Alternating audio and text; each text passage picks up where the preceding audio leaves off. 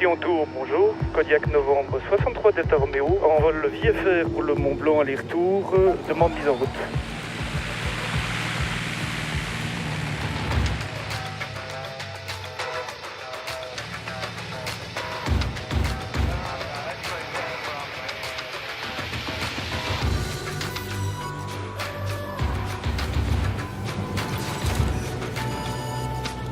À la montagne, j'ai quand même peur d'une chose, c'est de perdre dans le bizarre ou dans le brouillard.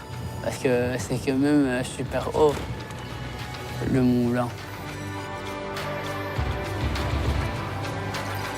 Ma mère m'a déjà dit qu'il y a des gens qui ont dit essayer de faire le sommet, mais la météo était très mauvaise. Alors, ils ont abandonné.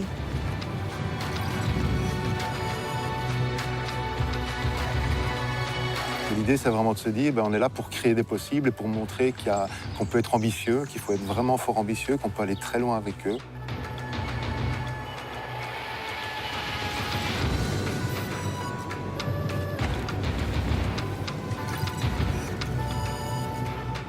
Quand j'avais 3, 4, 5, 6, 7, 11 ans, j'étais cloîtrée dans un lit d'hôpital. Là, maintenant, je suis là, j'y vais, quoi. Si je suis arrivée là, maintenant, aujourd'hui, pour faire ça, il faut que j'aille jusqu'au bout. Pour tout le trajet que j'ai fait jusque-là. Je veux y arriver, je veux y être, je veux arriver au sommet, je ne veux pas abandonner. L'abandon n'est pas une option, etc. Je me sens prêt dans la tête, je me sens prêt physiquement, mais devant la montagne, voilà, on n'est pas grand-chose. C'est parfois elle qui décide aussi, donc, donc on verra bien après, quoi.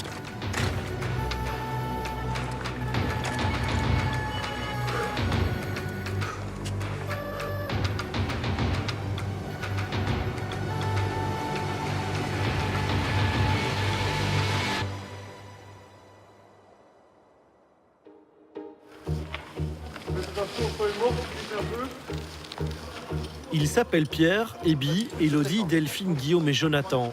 6 personnalités, 6 histoires, 6 parcours de vie. Mais un point commun, leur inexpérience en montagne. Ensemble, ils vont tenter de rejoindre le sommet du Mont Blanc, le toit de l'Europe, avec dans leur sac leur bagage personnel. Pour certains, c'est un handicap physique, pour d'autres, c'est un retard mental.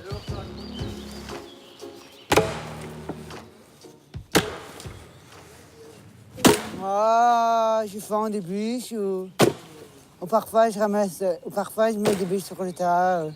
Ça dépend. Il faut se mettre comme ça et il faut regarder s'il y a une ligne de fente. Ou si ça ne va pas, on en fabrique une. Une ligne de fente? Oui, on arrive à faire ça. Ça, c'est une ligne de fente. J'aime bien le bois. J'aime bien les animaux qui sont aux alentours et tout ça. Plusieurs fois par semaine, Guillaume, 29 ans, participe aux activités de Timber, une ASBL qui accueille chaque jour une vingtaine d'adultes handicapés mentaux. Timber fait de l'exploitation forestière et vend du bois de chauffage. Depuis plusieurs années, Guillaume participe également à des stages à l'étranger avec Itinéraire, un service d'aide en milieu ouvert qui l'emmène faire de la randonnée et du chien de traîneau au Canada et en Laponie.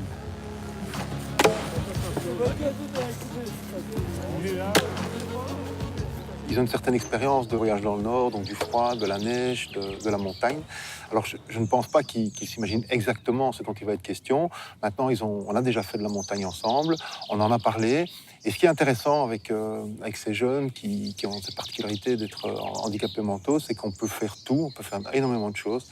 Les seuls moyens dont il faut se doter, c'est prendre le temps. Il faut prendre le temps d'expliquer, il faut prendre le temps d'apprendre à marcher avec des crampons, il faut prendre le temps d'apprendre à s'encorder. Tout ça prend du temps, mais une fois que c'est acquis et on peut leur faire confiance. Donc c'est une question de méthodologie, d'apprentissage. Depuis qu'il participe aux activités organisées par Itinéraire, Pierre, trisomique 21, a beaucoup évolué. Il y a quelques années, il savait à peine marcher. Et aujourd'hui, plusieurs jours par semaine, il travaille dans une ferme éducative et participe à l'arrosage des espaces verts de Louvain-la-Neuve avec un cheval de trait. Moi, je vais essayer de mettre dans la peau du cheval pour dire que le cheval, c'est comme une personne, à part que ça bouge, à part que ça chante. Et tout ça, il faut expliquer avec des réactions. Bien charmant, doucement.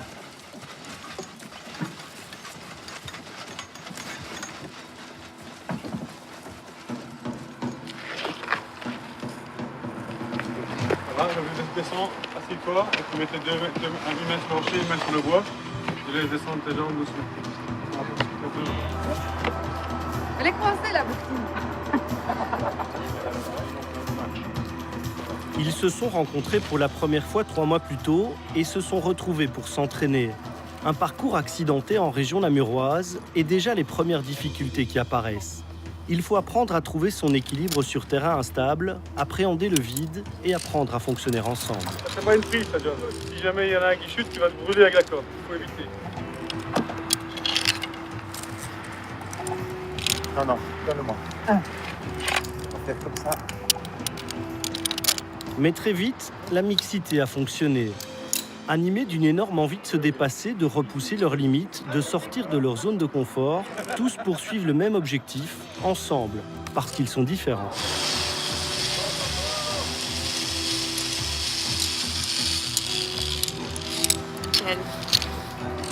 Pour moi, spécifiquement, c'est vrai que l'escalade, c'est un sport que je peux pratiquer sans ma prothèse.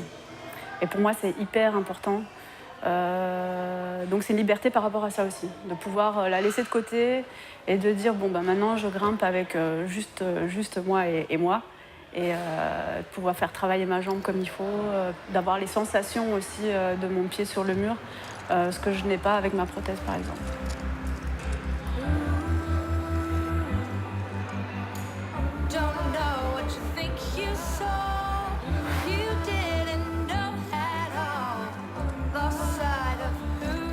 Élodie a 29 ans. Au quotidien, elle est ambulancière. Depuis toujours, elle grimpe, la plupart du temps sans prothèse. Ce que sa jambe l'empêche de faire, les prises qu'elle ne peut atteindre, Élodie va les chercher à la force de ses bras. Sur un mur d'escalade, elle ne boite plus, elle ne se déhanche plus. Au bout d'une corde, elle se sent entièrement libre. Dans une salle, pas besoin de cacher son handicap, personne ne le voit. Je suis née avec une jambe plus courte que l'autre, une malformation au niveau de la hanche gauche. Voilà, donc pas mal d'opérations pour consolider cet os qui n'était pas très très solide.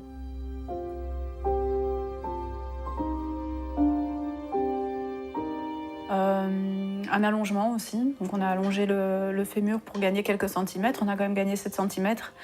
Donc c'était pas mal. Après, c'est beaucoup de temps passé à l'hôpital, beaucoup de revalidation, beaucoup de rééducation, beaucoup de souffrance, je pense qu'on peut le dire, que ce soit pour moi ou pour les gens qui étaient autour de moi à ce moment-là. Je pense que le défi, du coup, pour moi, ce sera d'arriver en haut, puis ce sera aussi de prouver aux gens qu'on est tout autant capable de le faire que d'autres personnes. Et un défi qui sera quand même vachement plus perso et qui sera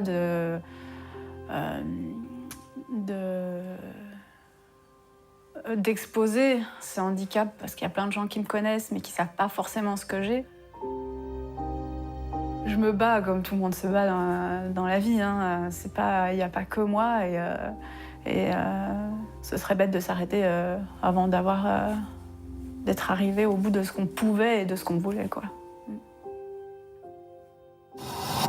Ultoragam, Club de Bruges et Bibruzakis. 0-0 et c'est Ultoragam qui domine ce début de match avec Jonathan Delaplace maintenant qui rentre dans le rectangle. Torgan Hazard face à Vladan Kujovic, Duarte. Le foot, c'est toute la vie d'Ebi. Journaliste sportif, il vit son rêve de devenir footballeur professionnel par procuration en commentant des rencontres pour la radio. Face à Vladan Kujovic, tire, c'est goal. L'odeur des vestiaires, il l'a connu comme joueur en équipe de jeunes.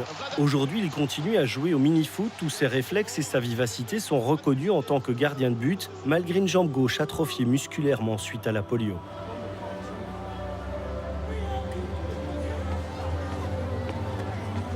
À 6 mois, j'ai eu une gigantesque fièvre. C'était la polio qui venait de frapper. Et le vaccin que j'avais bu était périmé. J'ai eu d'abord la jambe gauche atrophiée. Le bras gauche était paralysé et mon œil gauche ne voit qu'à 2/10. La polio n'a frappé que le côté gauche de mon corps, en fait. Pour le même prix, elle frappait les deux côtés. Et là, j'étais en chaise roulante. Et elle n'a frappé que le côté gauche. Et les médecins ont dit à mes parents, voilà, c'est sa dernière nuit. Il ne devrait pas survivre en principe, parce que la fièvre était vraiment violente. Le lendemain, je me suis réveillé, j'étais vivant, mais j'avais une jambe qui ne fonctionnait plus, enfin qui ne répondait plus en tous les cas. Puis petit à petit, on a dit ok, il vivra, mais il ne marchera pas. J'avais un différentiel de 4 cm entre les deux jambes et la jambe gauche qui est 2 fois plus fine, je dirais, que la jambe droite, mais qui est très très faible, qui ne permet pas d'embrayer sur une pédale, par exemple, etc. Moi, j'étais extrêmement complexé. C'est l'âge où tu abordes les filles, c'est l'âge où tu essayes d'un peu de te trouver. Et là, tu te rends compte que tu es différent quand tu passes devant une glace, je supportais pas trop d'être filmé aux fêtes de famille, par exemple. Je n'aimais pas me voir courir. Si on venait me voir au foot et qu'on avait filmé, je supportais pas, je tournais la tête quand on me voyait. Après, je me suis rendu compte qu'il y avait moyen de vivre vraiment normalement. Bon, j'ai fait des études, je me suis marié, j'ai 2 enfants, j'ai une maison, je conduis, je fais le métier que je rêve. Et toutes ces choses-là qui a priori s'éloignent du handicap à proprement parler ont fait en sorte que je ne sois plus du tout complexé.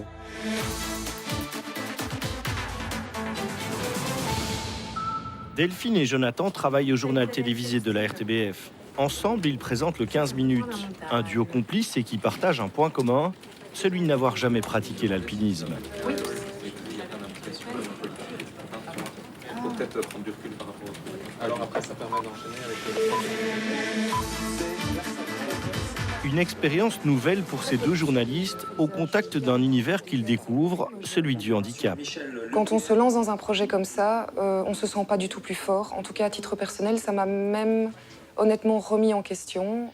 Ce qui me motive en premier, c'est de faire ça justement avec des personnes qui ont des difficultés clairement différentes des miennes, qui doivent vivre avec ces difficultés tous les jours. Et ça permet de replacer un peu les choses. Et ce que je trouve formidable, c'est de se dire que c'est ensemble qu'on va essayer de monter. Est-ce que parce que je suis valide, je dois assister un maximum les personnes moins valides, ou est-ce qu'au contraire, je dois avoir de la retenue? C'est vraiment une question que je me pose. Est-ce qu'il faut être là, très prévenant, au risque d'être trop présent? Ça peut vouloir dire, je mets le doigt sur ton problème, ta différence. Donc voilà. Et en même temps, je suis sûr que moi, j'ai sûrement des difficultés que je vais découvrir. On a tous des difficultés, des angoisses, des fragilités par rapport à un truc comme le Mont Blanc. Matin première. Les sacs à dos sont prêts. Une équipe de la RTBF part pour Chamonix, une équipe accompagnée de personnes handicapées. Objectif, avaler les 4810 mètres du Mont Blanc ensemble. Cette équipe de 15 courageux qui part donc à l'ascension du Mont Blanc. C'est le défi Cap 48. 15 personnes qui... Chamonix, capitale européenne de l'alpinisme. C'est là que sont nés les sports de montagne. Un univers de roches, de neige et de glace longtemps inaccessible. Il faudra attendre 1786, après de nombreuses tentatives infructueuses, pour voir l'homme poser le pied sur le toit de l'Europe. Aujourd'hui, le massif du Mont Blanc est l'un des sites naturels les plus visités au monde, grâce notamment au téléphérique de l'Aiguille du Midi, qui permet aux touristes de voir le sommet de plus près et aux alpinistes d'accéder à un terrain de jeu sans limite.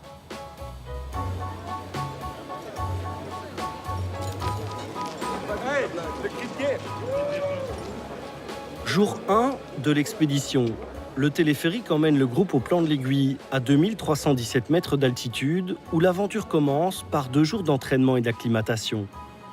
Mais avant cela, passage obligé par ce qu'on appelle une école de neige et de glace, une séance d'initiation aux rudiments de l'alpinisme pour les 6 candidats au sommet. Donc l'initiation qu'on a prévue côté Italie, on va la faire ici au plan de l'Aiguille. Ça va? Ouais. Donc tout le monde va mettre ses crampons, on va aller là sur le petit plateforme de neige. Et tout le monde va pouvoir mettre ses crampons à son aise. Ouais. Sinon, on ira dans la pente là. On va apprendre à utiliser les crampons et le piolet dans ce genre de petite pente école.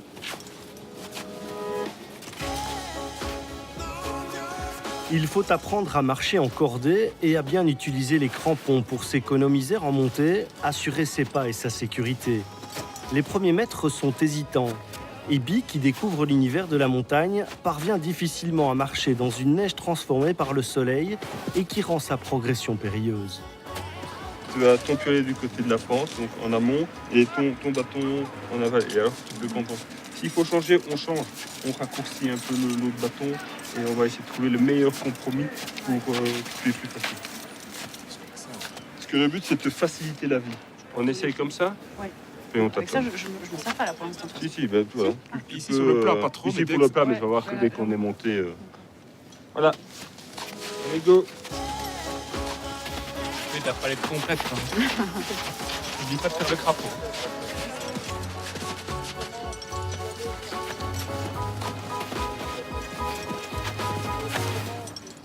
Tu dois essayer de vraiment garder le crampon stable et bien penser que toutes les pointes doivent être en contact dans le sens de la pente. Si tu tombes, tu me dis? Ouais, si je tombe, je te le dis. Des problèmes d'équilibre, Elodie en connaît aussi, à cause de sa prothèse qui lui pose principalement souci quand le terrain glisse et quand la pente se fait plus raide. C'est assez drôle et c'est vachement technique quand même. La neige est vraiment pas plate, donc tu poses ton pied de travers, ton autre pied est complètement en dessous ou au-dessus. Il faut s'habituer. En fait. Donc il faut vraiment sentir avec la corde ou avec le bruit ce que l'autre est en train de ressentir. Faudrait tourne. Hop, stop. Quand je veux, je m'arrête.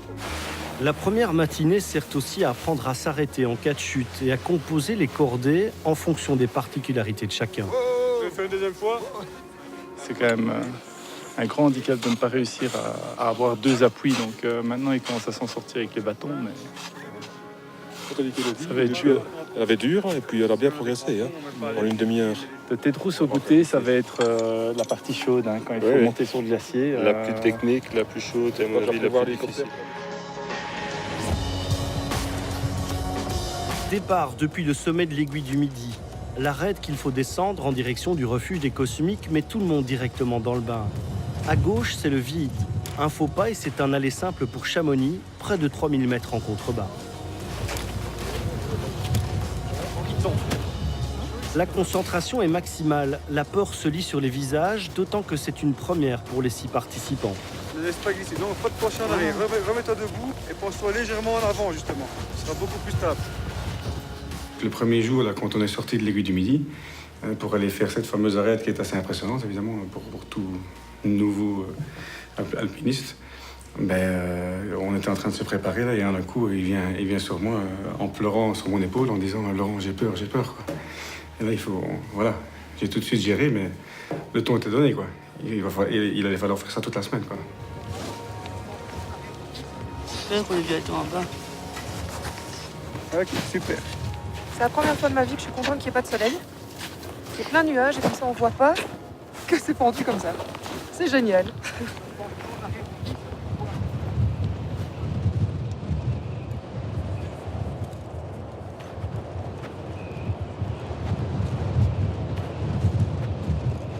première est à gauche, la deuxième est toute petite, la troisième elle est un peu dans les nuages. En fait, ce ne sont pas des traces de ski, ce sont des traces de montée qui font des petites vagues.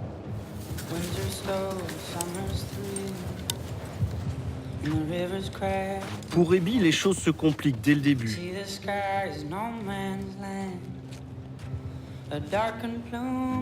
Chaque pas demande énormément d'énergie et la montée vers le refuge, très raide mais qui ne fait pourtant que quelques centaines de mètres, se transforme en chemin de croix. Bon, ma jambe gauche découvre la neige, je dirais, enfin vraiment la neige, parce que là on n'est pas à une partie de boule de neige avec les enfants dans le jardin. Et donc elle a tendance à partir fort sur la gauche systématiquement, que ce soit avec les crampons ou avec les raquettes. Donc c'est compliqué.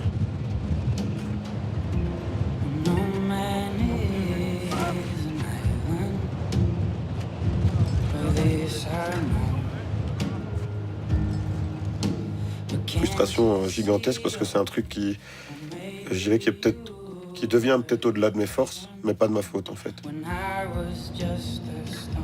C'est ça qui est difficile, c'est que tu trouves une solution, mais elle est valable 10 minutes, elle est valable un quart d'heure. Tu marches avec les raquettes à côté des sentiers, ça va très bien. Puis ça monte un peu, les raquettes deviennent trop lourdes, on passe aux crampons, puis les crampons deviennent trop lourds eux aussi, puis tu retires les crampons, tu passes au... Après, on va essayer de trouver des solutions techniques. Moi, les solutions morales, c'est à moi de les trouver, les solutions mentales, c'est à moi de les trouver. Et si jamais on combine les deux et puis qu'on voit qu'on n'y arrive pas, ben voilà, tant pis. Mais au moins, on aurait essayé.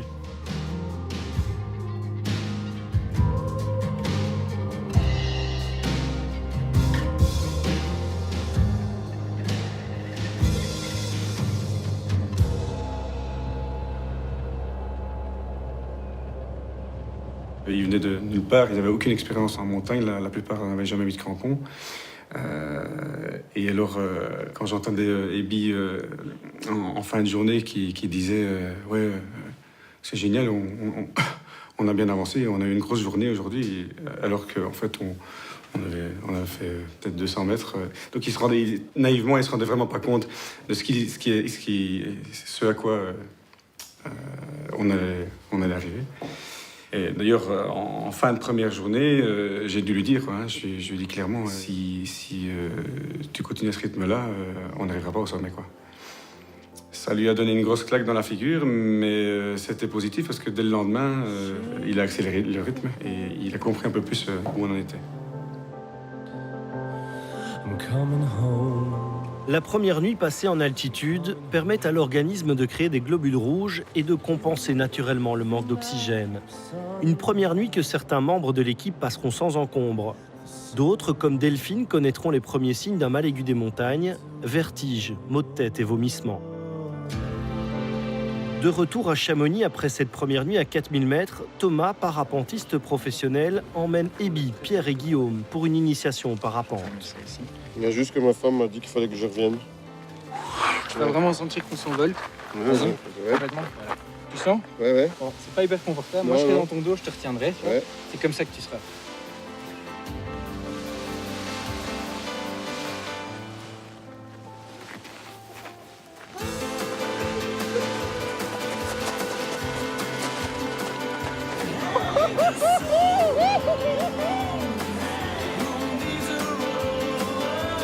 Si la météo est favorable, il décollera du sommet du Mont Blanc en biplace avec un des membres de l'équipe. Mais un vol pareil ne s'improvise pas, il faut donc en répéter les moindres détails et préparer la phase cruciale du décollage. Les gens sont pas grands là. Non, les vaches non plus là.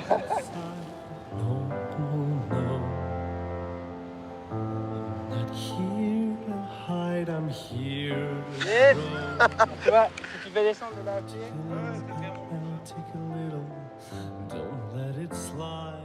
il y en a beaucoup qui ont mis les crampons pour la première fois, donc hier c'était pas du tout évident pour certains. On était très contents aujourd'hui de voir les progrès qui ont été faits pour tout le monde. Bon, il y a eu quelques soucis médicaux, comme Delphine par exemple avec son mal de montagne, qui a voulu découvrir ce que c'était, donc voilà, maintenant tu as servi. Non, je sais. Maintenant tu sais, ça c'est fait. C'est chouette, hein. T'as raison, c'est très chouette.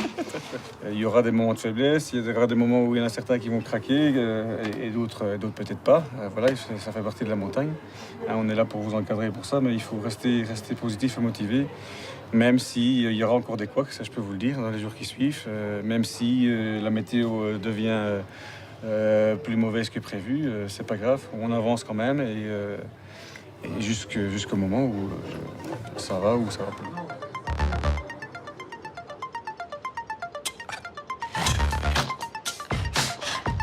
Le troisième jour, le téléphérique emmène les alpinistes à 1800 mètres d'altitude pour le départ d'une longue marche d'approche.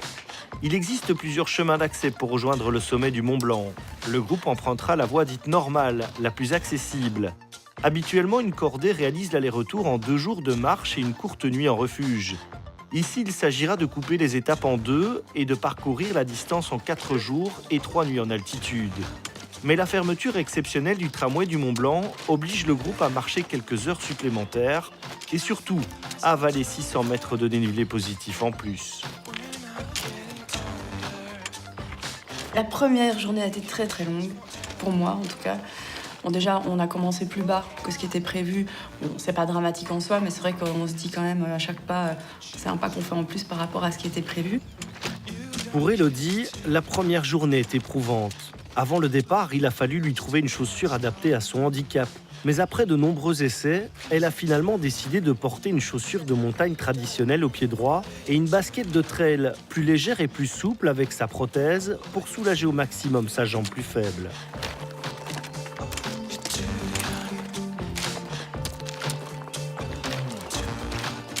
Pour nous qui avons un handicap, c'est pas forcément évident de changer.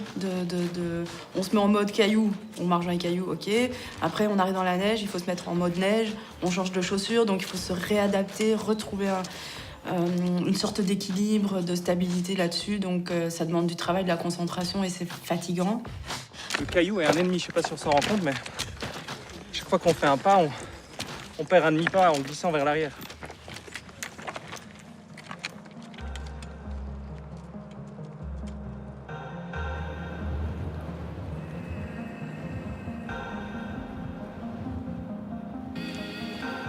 Après avoir quitté le sentier longeant les rails, les choses sérieuses commencent sur une trace mixte de roches et de neige. Le parcours est semé d'embûches, il faut être vigilant. Pour Pierre et Guillaume, les moniteurs doivent faire attention à ce qu'ils posent chaque pied au bon endroit. Et pour Élodie, le changement de terrain est aussi délicat à gérer. Elle commençait à ramer, on avait un peu marre de glisser dans la neige. Elle garde toujours son sourire, elle est hyper positive. C'est vraiment, elle va de l'avant au propre comme au figuré, quoi. Quand soit je sentais qu'elle était derrière moi, j'entendais de temps en temps un « ça va, John ?» que j'aimais bien, parce que je me dis si elle me demande si ça va, c'est qu'elle, manifestement, ça va. Et, ou alors j'étais dans ses pas et je la voyais se battre.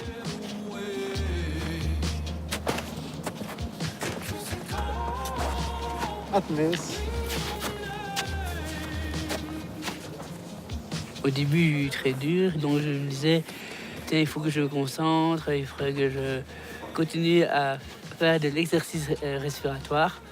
Et donc c'est ça qui va m'aider pour tenir évidemment le courage, la forme, pour la capacité pour le faire.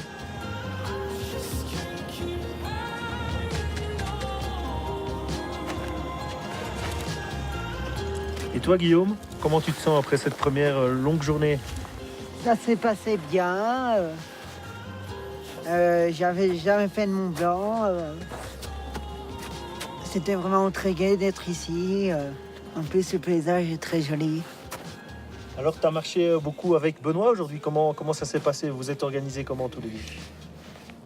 En fait, lui, il a fait des traces avec des chaussures et moi, je les ai suivies. Et tu n'as pas eu trop difficile? Tu es arrivé ici en pleine forme?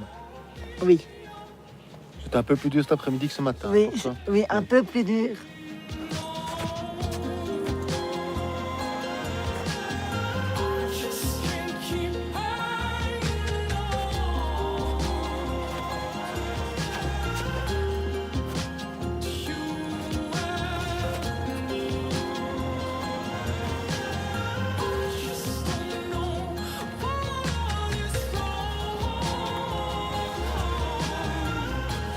Pour rejoindre le refuge posé sur un éperon rocheux, il faut traverser le glacier de Tétrousse et avaler une dernière pente soutenue.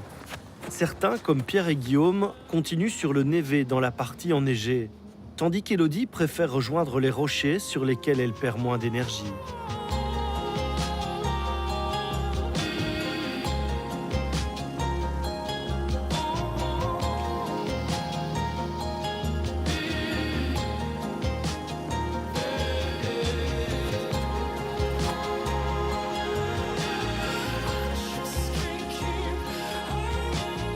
Crevant. C'est Il y a crevant. des moments où tu as eu un peu de morale dans les chaussettes. Morale dans les chaussettes, non, mais ça m'énerve. Ça m'énerve. Ça m'énerve assez vite en fait. Il y a des trucs, je me dis, mais pourquoi je zippe tout le temps de la même façon? Et ça m'énerve parce que tu mets ton pied là, tu redescends de 2 pas, tu dois tout recommencer. Le jour où tu as vraiment galéré, je pense que c'était le lundi. Ouais. On a vraiment eu une longue dernière heure de marche alors que le refuge était là, mais ça n'avançait pas. Et elle voulait pas donner son sac, quoi. Et à la fois, je pense que le guide lui a demandé 5 fois « Donne ton sac, Élodie, enfin !» Et moi, je disais rien parce que je percevais qu'elle a de la fierté, elle a le droit d'en avoir, elle a même raison d'avoir de la fierté. Elle ne voulait pas donner son sac, comme moi, je voudrais pas que quelqu'un prenne mon sac, quoi. Tout le monde a un sac, on porte notre sac. Et elle a porté son sac quasiment jusqu'au bout, peut-être les 5 derniers mètres, parce que tu étais épuisé, tu l'as donné. J'ai aimé son orgueil positif à ce niveau-là, enfin, c'est de nouveau son mental, quoi. C'est long, mais c'est beau.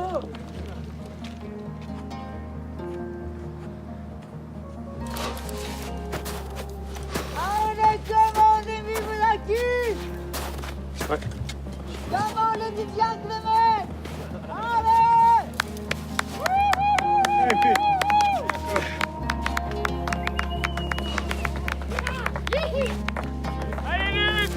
Allez, Luc!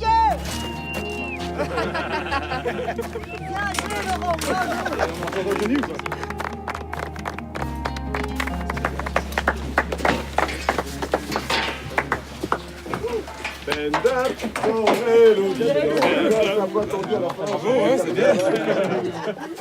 Bah, c'était dur parce que c'était des grosses je marches. sais.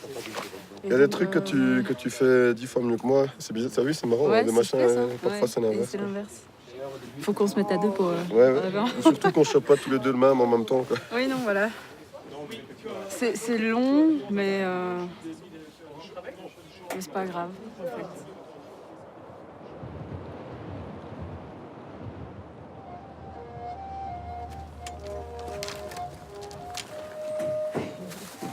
Mettre les piles à l'endroit. Faut pas que le frisson dure trop longtemps. Parce que...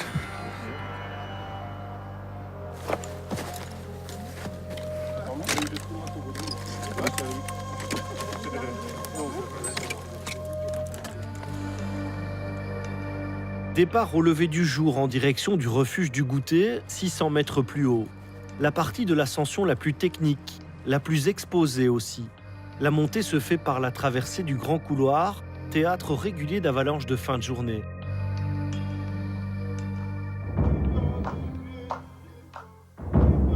Ce Grand Couloir, craint par tous les alpinistes, c'est le passage le plus délicat de l'ascension du Mont Blanc.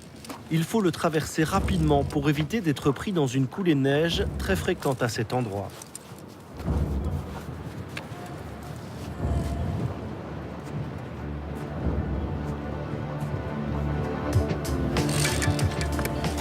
Il faut ensuite se faufiler à travers un dédale de rochers rendu glissant par le gel de la nuit. Si jamais tu sens qu'un caillou tombe, tu gueules. Caillou, okay. D'accord? Dans cet univers, la cordée prend tout son sens. C'était à la vie, à la mort. Il m'a accompagné d'abord sur les rails et il m'a dit mets juste tes pas dans mes pas. Et je trouve que toute la symbolique, elle est merveilleuse. Il me dit tu t'occupes de rien, tu mets tes pieds dans mes pieds, on va avancer comme ça. Puis on est arrivé à la zone technique, je dirais, là dans les rochers, les cailloux. Et là, j'ai compris ce que c'était, entre guillemets, de mettre sa vie entre les mains de quelqu'un. Il me disait mets ton pied là, il mettait le pied avant sur un caillou. Si le caillou était ferme, je pouvais mettre mon pied et ainsi de suite.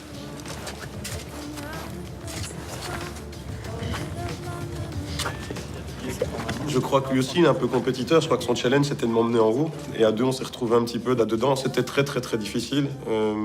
Mais grâce, je dirais, grâce à lui, et puis aussi grâce un peu à tout le monde, les encouragements des uns des autres, on y arrivait. Mais c'est vrai que mettre ses pas dans les pas de quelqu'un comme ça, moi, j'avais jamais fait ça de ma vie. Jamais, jamais, jamais, jamais. Quelqu'un que je connaissais depuis 2 jours aussi, il faut le souligner, quoi. Donc c'était particulier. Moi, j'ai vécu beaucoup de choses vraiment fortes.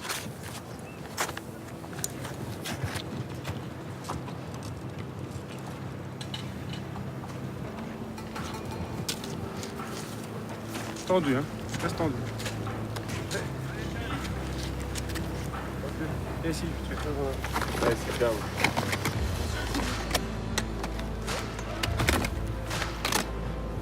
On est sur du rocher, donc moi ça me parle plus que la neige, plus que le contact avec le rocher. J'étais super contente en fait. C'est comme si j'avais plus touché de rocher depuis des années, alors que voilà, c'est un repère pour moi. Donc c'est vrai que ça m'a fait plaisir.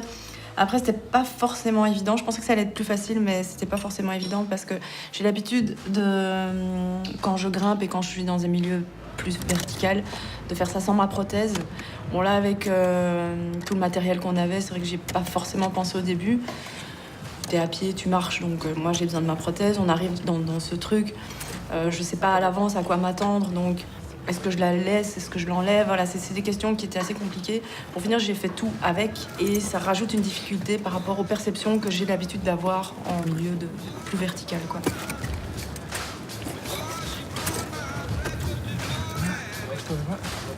C'est où en haut? C'est où en haut? C'est encore un peu plus lourd. Mais... Tu vois? On suit toute l'arête là. Et puis on arrive juste en dessous du refuge.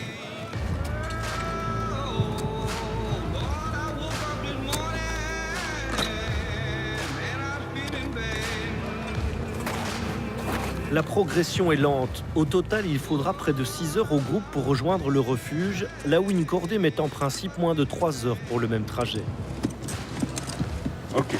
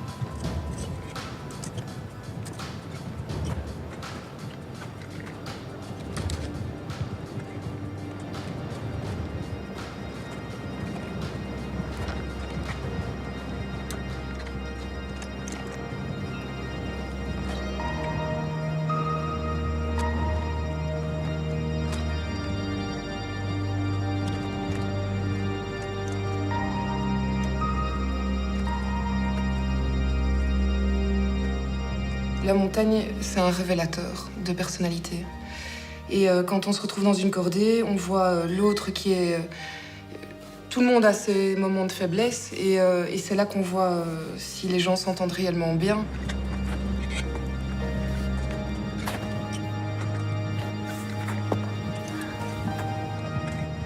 Ça fait en sorte que simplement on pense moins à soi. Pour donner un bon exemple, dans l'ascension du goûter qui reste ma grosse épreuve, je pense que c'est pour ça qu'on s'est bien entendu avec Ebi, c'est que ça a été vraiment une épreuve pour nous deux. Moi, j'ai dû faire face vraiment à ma peur du vertige. Je pensais avoir le vertige avant de partir.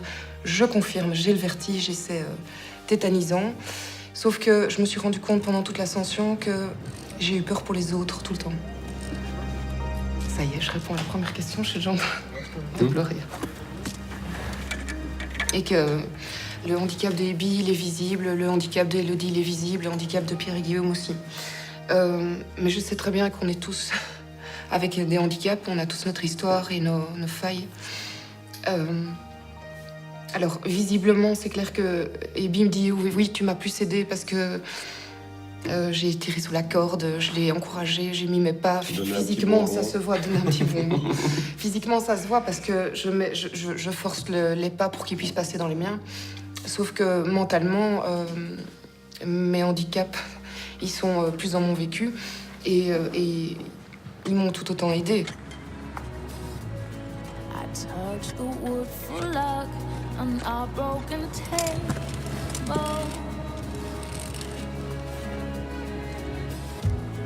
I know that it's our heart that's gonna save us. If we never come back, how can they blame us? Yeah, we'll climb mountains together.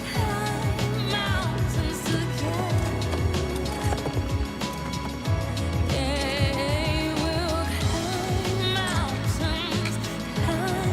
Yeah, we'll climb mountains together. Yeah, we'll climb mountains together.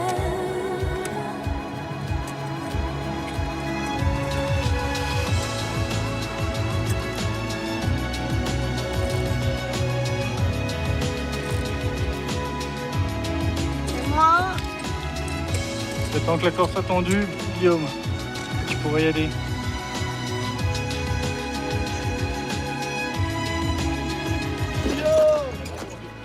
Allez Pierre, on y est. Continue. Allez Pierre! Allez Guillaume, allez Pierre. C'est bien les gars. On est là.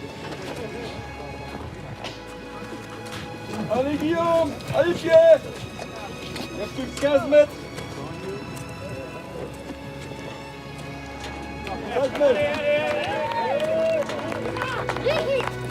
Et Pierre, quoi? Ça va? Ça va, j'ai pas eu très dur, mais Elle est très dur, pourquoi? c'est pas la montée. C'est difficile? Pour la montée, tiens. Technique? Pour la montée, tiens. Oui. C'est bien, super. Bien battu.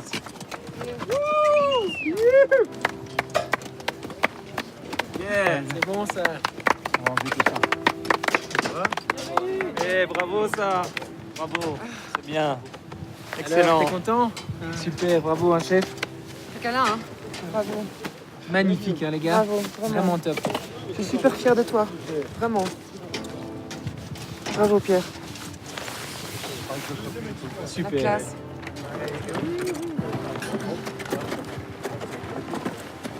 T'es une star, mon gars.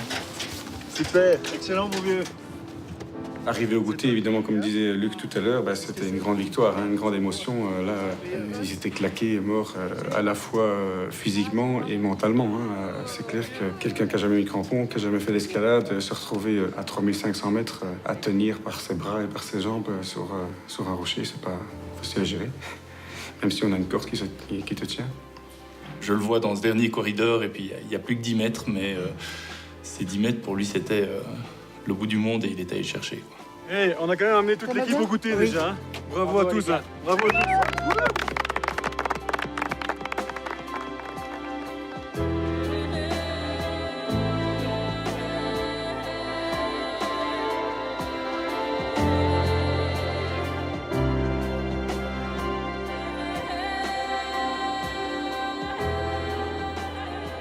Augmentation des nuages et baisse du plafond nuageux par des développements de cumulonimbus. Les orages passeront par vagues avec foudre, grêle, fortes averses et vent. Vent à 4000, sud-est 40-80 km/h, rafale sous orage. Sommet du Mont Blanc, sud-est 70 km/h puis 120 km/h le soir. Et bonne soirée à tous et bonne nuit, Madranda. Donc je vais quand même tenir compte de cet avis-là, clairement, c'est quand même professionnel. En tout cas, on ne prendra pas de risque, ça c'est clair. Tous sont d'accord de dire qu'il y a un créneau pour demain pour des gens valides qui seront rapides. Les moins rapides, selon eux, c'est pas la peine d'essayer d'aller au sommet, ce ne sera pas très prudent étant donné la mauvaise météo qui est annoncée pour l'après-midi, c'est confirmé maintenant. Donc les infos météo qu'on avait début d'après-midi n'étaient pas correctes. Donc voilà, on a décidé de ne pas aller au sommet du Mont Blanc. Quand on doit faire demi-tour en montagne, c'est toujours une frustration, mais croyez-moi, il y a d'autres alpinistes ici. Ceux qui vivent longtemps en montagne, c'est ceux qui savent faire demi-tour à temps. Hein. Ça reste une règle de base. Donc un plan pessimiste mais faisable et un plan catastrophe, on descend tout de suite. Ce que je me suis dit quand Laurent nous a annoncé qu'on n'allait pas au sommet, directement je me suis dit, je m'en fous. Parce que tout le monde a atteint son sommet à soi et c'est surtout que tout le monde l'a atteint ensemble. C'est-à-dire que j'ai l'impression que personne n'a été isolé dans cette histoire et qu'à chaque moment, mais quand je dis tout le monde, c'est même les guides, hein, personne n'est épargné par ça. Donc même si on a eu des interrogations comme Maybe le samedi soir où il s'est retrouvé seul un petit peu à devoir digérer la pilule, au final il s'est retrouvé entouré et il y est arrivé, il le dit lui-même, on y est arrivé ensemble. Et franchement, le mot ensemble, c'est peut-être une des premières fois où je comprends toute son ampleur.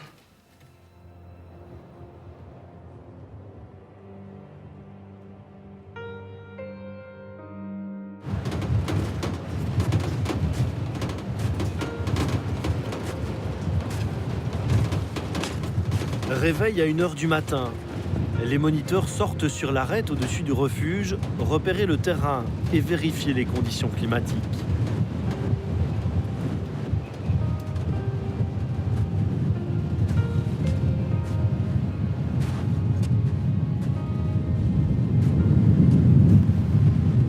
C'est encore beaucoup plus fort que quand je suis monté tantôt.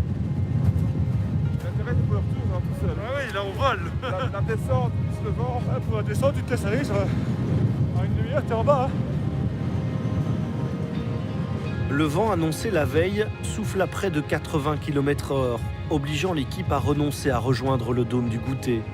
Des orages arrivent d'Italie et le mauvais temps devrait durer 2 jours. Le groupe devra donc entamer l'éprouvante descente vers la vallée. C'est infernal, ça souffle, je sais même pas si j'avais déjà vu un vent pareil. Je m'imagine pas marcher 5 heures ou 7 là-dedans, les autres non plus je pense, donc c'est décevant mais à la fois c'est peut-être rassurant de pas partir comme ça, comme des fous dans la montagne. C'est hyper frustrant parce qu'il paraît qu'on a tous dans les jambes le Mont Blanc, qu'on est tous capables de le faire. Alors quand on a en tête l'image de toute l'équipe qui arrive en haut planter le drapeau Cap 48, ça fait partie un peu du rêve.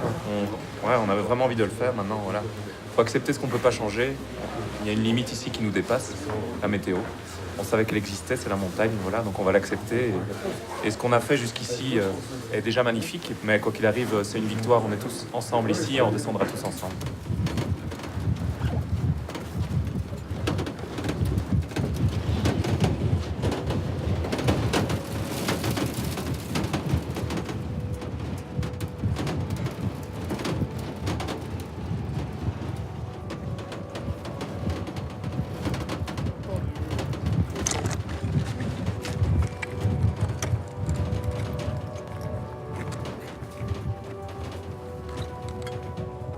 Au début, c'est vrai qu'on pensait que c'était impossible, mais assez vite, je dirais après le deuxième jour, je pense, on se disait là, beaucoup peuvent y arriver, quoi.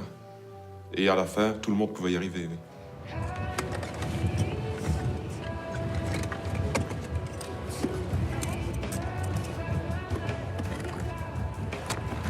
La technique, Ebi.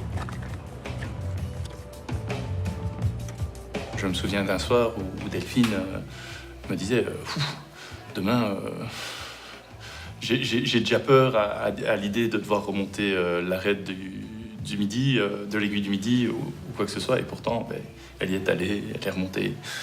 Ça s'est bien passé. Ebi, le deuxième jour, tout le monde croyait que Ebi, il rentrait, il descendait dans la vallée, il repartirait pas. Il est reparti. Impressionnant. Je serai moins négatif dans l'avenir sur les capacités d'une personne à aller au sommet d'une montagne. J'aurai moins d'a priori.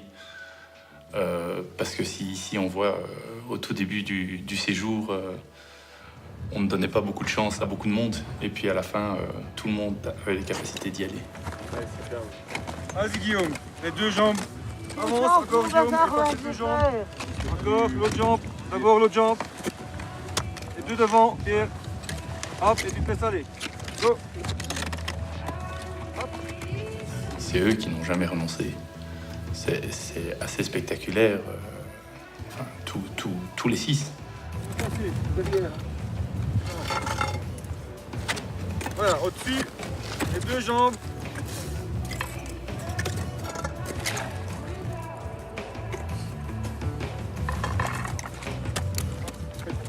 Le handicap, il existe. Bien sûr qu'il y a des limites qui sont objectives, mais comme pour tout un chacun. Mais je pense qu'on prouve ici, avec ce projet, une fois de plus, qu'il y a moyen d'aller loin, d'aller très loin, d'ouvrir des portes et de créer des possibles. Et donc ça, c'est vraiment un message que moi j'aimerais faire passer, c'est allons-y, soyons ambitieux, ensemble, avec le monde du handicap. Quand tu vis un projet comme ça, tu as envie d'en faire d'autres maintenant? Oui, j'ai envie d'en faire d'autres. Moi j'ai plein de projets, donc si j'ai fait des projets depuis 14 ans avec Yves et avec sa petite famille. Pour le reste, pour dire franchement, la possession de Yves, pour moi c'est un homme magicien parce qu'il sait comment ça se passe, pourquoi on a peur, il faut en parler, etc. Moi je trouve que oui, c'est un type bien et je l'aime, donc en partie c'est ça qui me fait vraiment pousser à y aller faire des grands voyages comme le Canada, comme en Suède, comme en Finlande. De faire des choses comme ça, franchement dans ma vie c'est quand même extraordinaire que je fais avec lui. Merci beaucoup. C'est bien les gars. Merci beaucoup Pierre.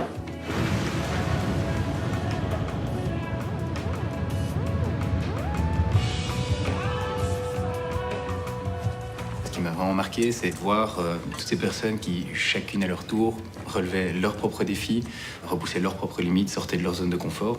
Et ça, c'était tout à fait génial. Et ça, moi, ça me servira de leçon, parce qu'honnêtement, quand je suivais Elodie en cordée ou que je suivais Ebi en cordée, je les voyais chuter, déraper, tomber 100 fois et se relever 150 fois. Et ça m'a vraiment impressionné, quoi. C'était une super leçon de vie. Et je suis sûr que, personnellement, ça va me servir aussi plus tard, dans mes prochaines aventures, de dire, bon, allez, c'est pas grave, on continue, on s'accroche, on se bat. Franchement, ils m'ont donné une grosse leçon de courage et ça, c'était vraiment impressionnant. Ça m'a beaucoup touché.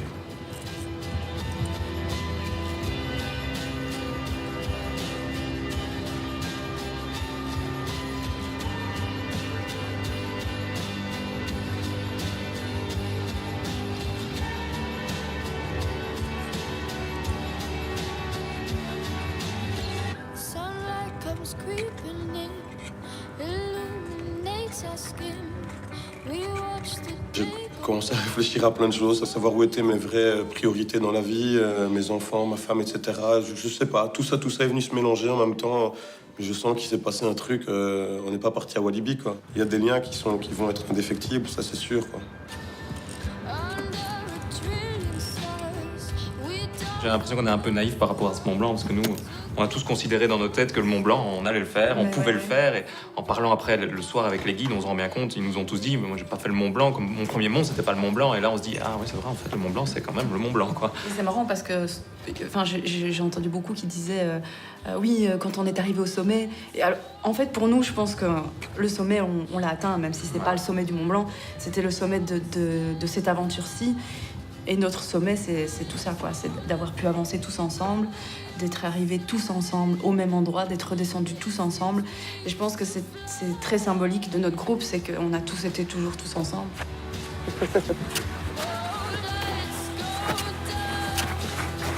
Allez, Delphine! Alors, il y est.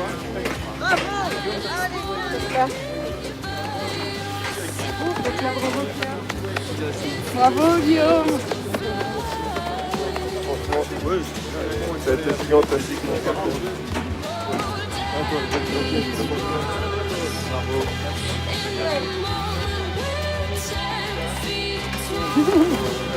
Félicitations encore. Dans cette équipe, on pouvait enlever personne. T'enlevais une brique et le mur s'écroulait. Et ça, c'était assez génial de voir la cohésion dans ce groupe, quoi.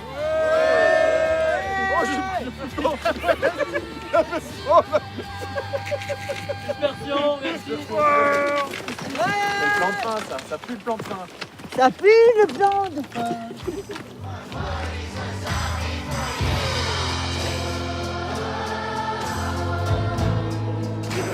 Ça pourrait être, comment ça s'appelle, la marmolada. Parle pas de bouffer, j'ai faim.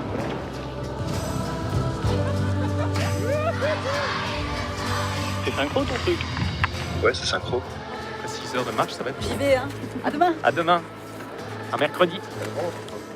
Ouais, elle va au sommet en fait. C'est Et bon, tu on est vas au pas sommet commencer, ça va? On est au sommet? Ouais. C'est bon? Parce que moi j'ai des choses à raconter sur toi, tu le sais. Ça, je sais. Moi je me tairai sur des choses. Oui, j'en connais aussi sur toi. Bon, tu verras ici au début, ça impressionne un petit peu, mais t'inquiète pas, pas de soucis. T'as vu, je sais pas, c'est normal. Et Franck vient ce soir, lui, il nous rejoint. Mais vous allez où? Ramenez les photos, hein? Attention!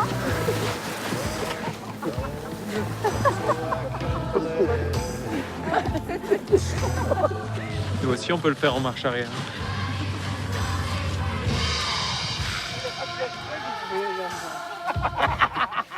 J'ai loupé la marche. T'as perdu un truc. J'en ai plein la gueule. Non, j'y vais, Benoît, j'y vais. C'est ça qui est drôle. Le pantalon qui est bien rempli.